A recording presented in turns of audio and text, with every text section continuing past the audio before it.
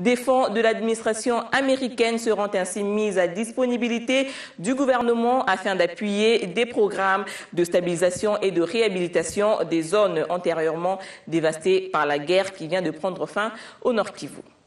Ils ont parlé des programmes de gouvernement pour la stabilisation de l'Est de la RDC, la croissance économique. Ils ont aussi discuté de la manière que l'USAID peut intervenir pour appuyer les efforts du gouvernement. Bon, l'aide de l'USAID à la République démocratique du Congo est concentrée dans le domaine de la santé et l'éducation, mais maintenant il y a aussi un intérêt dans le domaine de l'énergie. Pour que cette assistance se concrétise sur le terrain, des mesures sécuritaires sont à prendre au ministère de l'Intérieur, sécurité, décentralisation et affaires coutumières. Le ministre l'a rassuré hier devant les députés. Cela aurait été inconcevable qu'après la victoire des FARDC face aux rebelles de M23, les députés nationaux ne s'y penchent pas. Ce mercredi au Palais du Peuple, la plénière était consacrée à la question d'actualité de l'honorable Noël Boutakilé adressée au ministre de l'Intérieur. Ce qui préoccupe l'élu sur la liste Palou, c'est les dispositions prises par Richard Mouyej pour sécuriser les zones reconquises par l'armée. Déjà des éléments de la police territoriale du Nord Kivu qui a été déployé un bon nombre, mais c'est encore insuffisant. Il y a 300 éléments qui partiront de Kinshasa dans les 48 heures. Et il y a 200 autres qui sont positionnés, dont 100 sont concernés par l'effort de sécurisation de la ville de Goma, et 100 autres en principe destinés dans ce qu'on appelle le Grand Nord, c'est-à-dire Beni Butembo. Une autre question d'actualité qui devait être à l'ordre du jour, c'est celle adressée au ministre des Affaires étrangères par Germain Kambinga sur les pourparlers de Kampala. Cette question sera traitée prochainement. Avant de se rendre au Palais du Peuple, Richard Mouyej Manguez-Mons a abordé la question de cette sécurisation des territoires libérés à la primature en présence du commissariat général de la police nationale congolaise. Suivez. Il est important de soutenir le programme de déploiement de la police pour sécuriser les espaces libérés par nos FARDC, mais aussi encadrer les mouvements des populations qui rentrent sur leur site d'origine. Nous avons parlé de l'unité qui doit être dépêchée en RCA dans le cadre des stratégies arrêtées par la CEAC. Nous avons aussi parlé de la construction ou la réhabilitation des maisons d'arrêt. Parce que, comme vous le savez, nous avons un programme spécial pour éradiquer le phénomène Kuluna dans la ville de Kinshasa. C'est un tour d'horizon concret de la reconquête du Nord Kivu auquel s'exerce le ministre Mouyej Manguez-Mons qui revient de l'ancien terrain des hostilités, exhorter toutes les forces vives à l'éveil pour que la mésaventure des insurrections ne se reproduise plus.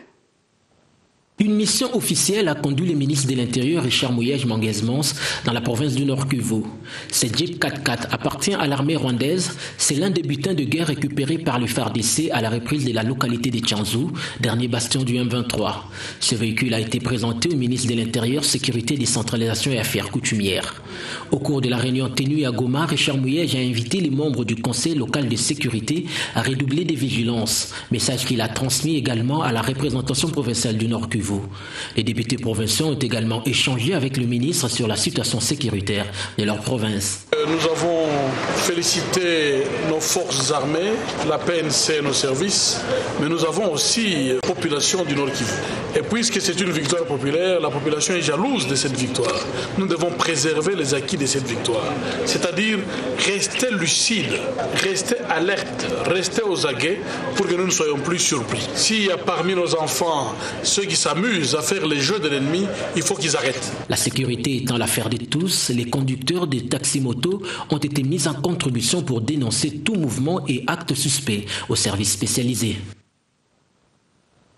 Et il ne restait plus que des épouses militaires pour l'encouragement de leurs époux victorieux. Elles l'ont manifesté hier à Goma au cours d'une marche. Patrick Sialoura. Elles étaient toutes habillées en t-shirt blanc avec la mention FARDC. Ces épouses des militaires, policiers et civils en signe de soutien aux vaillants FARDC en scandant les chansons de soutien à l'honneur du colonel Mamadou Moustapha Ndala et du général Bahouma Ambamba, respectivement commandant des opérations et numéro 1 de la 8e région militaire.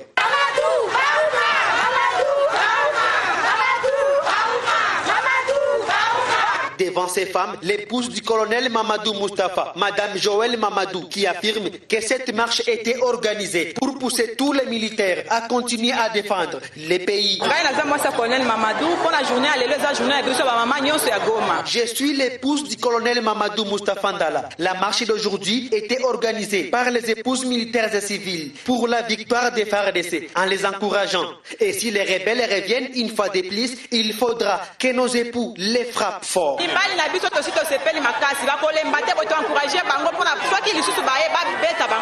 Ces femmes félicitent aussi les Raïs Kabila Kabange pour avoir terminé la guerre au Nord Kivu et demandent au gouvernement congolais de prendre en charge les familles des militaires tombés sur le champ de bataille. Pour les gomatraciens, il faudrait que la société civile organise une marche pareille, car ce qu'ont fait les FARDC mérite un soutien de tout un chacun. Nous demanderons à la société civile d'organiser aussi la marche en général, de féliciter quand même nos forces armées de ce qu'ils ont fait. Parce que ce que nos mères sont en train de faire en cours de route, vraiment, c'est un soutien que nous devons manifester en général. Notons que cette marche est partie du camp militaire Katindo, en passant par le boulevard Nyamwisi, le rond-point Rutshuru, pour chuter à la tribune de l'ONC sur le boulevard Kanyamuhanga, où ces femmes ont exhibé des pas de danse à l'honneur des FARDC.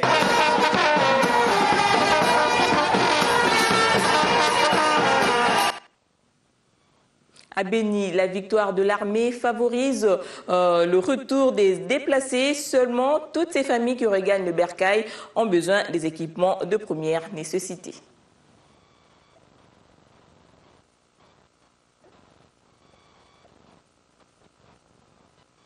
Après une accalmie observée en territoire de Béni,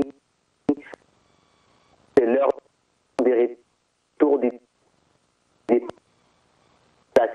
qui avaient fui les atrocités entre les FARDC et les différents groupes rebelles actifs en territoire de Béni. Cette semaine, on a noté les retours de 11 000 ménages en provenance du Luganda voisin. Ces personnes présentent des besoins urgents en articles ménagers et en vivres. Par ailleurs, les rapports de la coordination des affaires humanitaires de l'ONU OCHA signalent la présence de 304 nouveaux ménages déplacés signalés à Iaviro-Mouramba, à l'est de Lubero.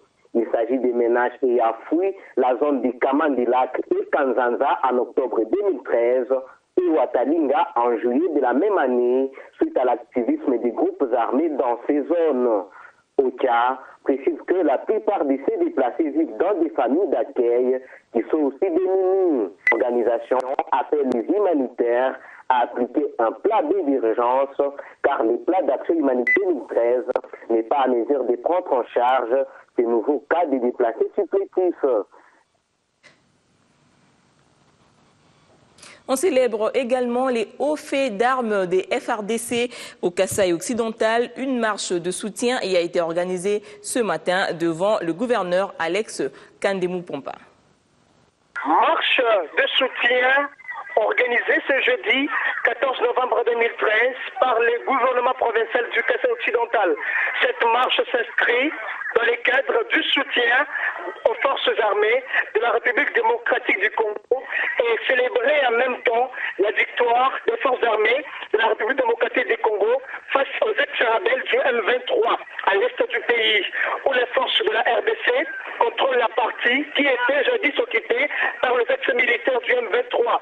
Cette marche est partie du rond-point Notre-Dame de la commune d'Indécha, avenue Loua, rond-point Carrefour, rond-point des Nations Unies de la commune de Kananga, jusqu'à la place de l'indépendance, devant les bâtiments administratifs de Kananga, où toutes les forces vives de la province ont pris part, sur notamment le parti politique, les associations et mouvements associatifs, les institutions d'enseignement supérieur universitaire, les différents services étatiques et para-étatiques du Kasaï occidental. Jusqu'ici, rien du tout n'est encore fait. Aucune allocution n'est encore prononcée, ni par l'autorité provinciale, ni moins par les autorités policières et militaires du Kasaï occidental. Pendant ces temps, c'est la marche qui continue. on peut voir dans la tribune les gouverneurs de province accompagnés de son gouvernement, les membres du bureau provincial de l'organe délibérant du Kassai occidental, le conseil provincial de sécurité. Pendant ce temps, la marche continue avec le passage devant la tribune des différents services étatiques et para-étatiques du Kassai occidental. Depuis le place de l'indépendance à Kananga, l'autre grande actualité de ce jour porte sur la formation prochaine du gouvernement de cohésion nationale à laquelle prendra part la société civile. La composante bat le rappel des troupes afin d'entrer en conclave où se discuteront les ambitions. Il s'agit d'éviter d'aller en ordre dispersé aux consultations pour le cabinet à constituer.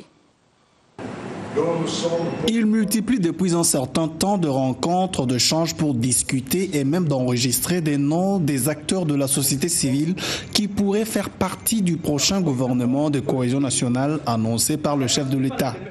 Comme ici, syndicats, ONG et mouvements associatifs réunis au nom de la société civile dite du peuple dénoncent ce que eux considèrent comme opacité dans la gestion des ambitions par certains de leurs camarades qui ont pris part aux concertations nationales. La société civile du peuple dénonce les choix sélectifs en faveur du groupe dit des 12 ayant participé aux travaux préparatoires qui a été dissous avec la fin des concertations. Nous exigeons de ce fait la prise en compte de toutes les forces sociales et politiques significatives sur terrain. Ceux qui ont pris part au Forum national, on le retrouve pour la plupart dans cette autre réunion parallèle dite Forum des leaders.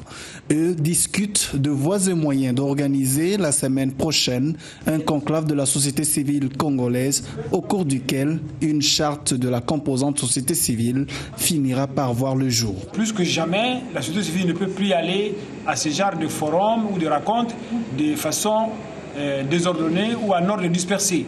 Donc nous voulons maintenant lancer un nouvel espace fédérateur de toutes les organisations, pouvant gérer toutes les ambitions, pouvant permettre à la société civile d'être responsable et de se conformer comme il se doit devant les partenaires tant nationaux qu'étrangers. Le Forum de leaders, à travers cette action, envisage réunir tous les acteurs de la société civile autour d'un idéal, l'unité. Mais en termes d'expédition des affaires courantes, le gouvernement sortant se veut protecteur des riverains des constructions anarchiques et vole au secours des habitants de Bon Marché où va être démoli l'immeuble construit hors norme. C'est une démolition progressive de cet immeuble de 3 étages qui menaçait de s'écrouler il y a 2 semaines, à laquelle l'on assiste au quartier Bon Marché dans la commune de Barumbu. Les coups de marteau sur la toiture annoncent les débuts d'une grande opération. L'on peut déjà apercevoir les tôles qui jonchent le sol. La stabilisation effectuée par le génie militaire qui supervise cette démolition progressive permettra de limiter les dégâts et éviter le pire aux parcelles environnantes. La secrétaire générale d'intérim à l'urbanisme et habitat, Thérèse Bafalanga, est descendue sur les lieux au nom du ministre des tutelles empêchées, question de voir par elle-même l'évolution de la démolition de cette construction anarchique. Cette opération, une opération méticuleuse, nécessite beaucoup plus de précautions pour sauver des vies humaines et limiter les dégâts. Ça va prendre le temps que ça peut prendre. L'essentiel qu'on puisse sécuriser, n'est-ce pas, protéger les populations, le voisinage. C'est pourquoi ils doivent prendre patience. Ils ont dû patienter pendant 2 semaines avec tout le stress. Aujourd'hui, comme l'opération est en train de se dérouler et qu'ils aient confiance au gouvernement qui a pris les choses en main pour sécuriser des vies de nos compatriotes. C'est une occasion pour elle de rappeler à la population qu'aucune bâtisse érigée en violation des normes ne sera tolérée en République démocratique du Congo. Nous n'allons pas reculer, nous allons foncer, nous allons de l'avant pour décourager tous les inciviques opérant dans le secteur de construction en violation flagrante de la loi. En attendant, l'opération des démolitions poursuit son bonhomme de chemin. Reportage signé Élisée Bilonda. Une autre anarchie liée cette fois-ci au genre s'est produite hier au ministère des Infrastructures, Travaux publics et Reconstruction où une femme s'est fait passer pour un député, pure escroquerie politique. Qui aurait cru que certaines personnes chercheraient à usurper l'identité d'un député national? Cette femme que vous apercevez sur ces images a l'habitude de se faire passer pour l'honorable Chidi, élu de Féchi dans le Bandundu, escroquant ainsi en son nom plusieurs choses dans beaucoup de ministères. Malheureusement pour elle, ce mercredi, elle a été happée dans les mailles de la police judiciaire au ministère en charge des infrastructures, travaux publics et reconstruction, où elle était venue faire le suivi de dossiers en suspens. D'où ses regrets. Je suis responsable, ne me filmez pas s'il vous plaît. Je suis responsable à Omje Mobimba. Mais qu'est-ce que j'ai commis comme erreur? Qu'est-ce que j'ai fait, Seigneur?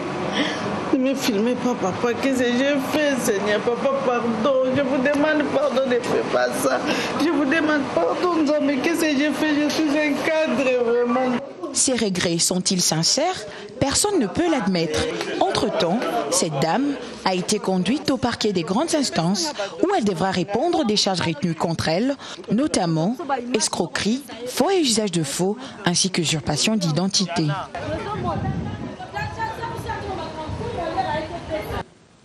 En santé publique, plus de 2 millions de personnes meurent chaque jour de la pneumonie, une maladie qu'il importe impérativement de diagnostiquer. Symptômes et modes de prévention à suivre. Elle fait plus de 2 millions de morts chaque année dans le monde. Avec un taux élevé de vulnérabilité chez les enfants de moins de 5 ans, la pneumonie est une maladie qui tue et mérite bien une sensibilisation afin d'en réduire les conséquences sur la population. La pneumonie est une affection infectieuse, virale ou bactérienne au niveau de voies respiratoires. Elle se concentre principalement sur le parenchyme du poumon. C'est pour ça qu'on parle de condensation pneumonique.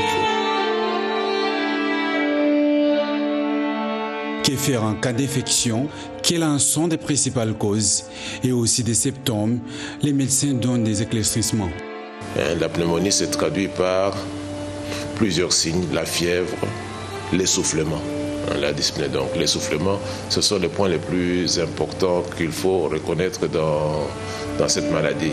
L'enfant de la fièvre, il respire difficilement. Parfois, il change de couleur ou il a un teint bleuâtre. Quand on est infecté par la pneumonie, dans la plupart des cas, c'est le traitement antibiotique qui doit être utilisé pour soigner la pneumonie. Mais au-delà du traitement par les antibiotiques, il faut revenir en arrière en disant qu'une pneumonie peut aussi se prévenir par la vaccination. Nous avons des vaccinations qui permettent au corps de l'enfant, au corps de n'importe qui est vacciné, de lutter contre les pneumonies classiques qu'on trouve dans la communauté. La pneumonie est un fléau qui fait plus de morts que les sida, la rougeole et les paludismes réunis. Il faudrait donc doubler d'efforts dans la lutte contre cette maladie pour son éradication. Autre chose à présent, une nouvelle organisation professionnelle des professeurs vient de voir le jour. Organisation dénommée Réseau d'associations des professeurs des universités du Congo. Le RAPUCO a pour porte-parole Alexis Mbikaï qui présente ici les objectifs assignés à l'ONG Savante. Tenant compte des résolutions et recommandations des récentes concertations nationales et nous référant au discours de clôture du président de la République, chef de l'État, faisant appel à toutes les forces vives de la nation, à savoir la majorité, l'opposition et la société civile, de participer activement à la prise de décisions qui engagent l'avenir de la nation, considérant que la société civile dans notre pays s'écarte de plus en plus des préoccupations primaires de la population congolaise, étant donné que les expertises des professeurs émanant de la corporation en tant que société savante n'ont jamais été prises en compte de manière systématique. 1. De créer une plateforme regroupant toutes les associations des professeurs de l'enseignement supérieur et universitaire de la République démocratique du Congo, dénommée Réseau des associations des professeurs d'université de la République démocratique du Congo, en sigle RAPUCO. 2. Le RAPUCO a pour objectif de jouer pleinement son rôle de leader au sein de la société civile en renforçant ses capacités. Fédérer toutes les énergies savantes, c'est-à-dire les expertises issues de la dite corporation. Accomplir au mieux ses missions classiques, à savoir assurer la formation de l'élite, la production des connaissances par la recherche scientifique et rendre effectivement service à la nation. Prenons à présent la compagnie des confrères à travers les lignes. Isidore Ndaïwel Eziem choisit Média Plus pour faire la recension de l'ouvrage Aliments et denrées alimentaires traditionnels de Bandundu en RDC, répertoire et composition en nutriments de Théophile Mbemba-Fundu. Je n'ai qu'un vœu, souligne l'historien, ayant réalisé cette belle synthèse de tes recherches. Mon cher Théophile, il te reste à présent à mener de bons combats, le combat politique si indispensable pour la révision de notre politique agricole. Il n'est pas indispensable que cette politique continue à demeurer aveuglée par l'attrait et la séduction des sirènes de l'extraversion. Et voilà, c'est la fin de ce journal. Merci de rester branchés sur B1 Télévision.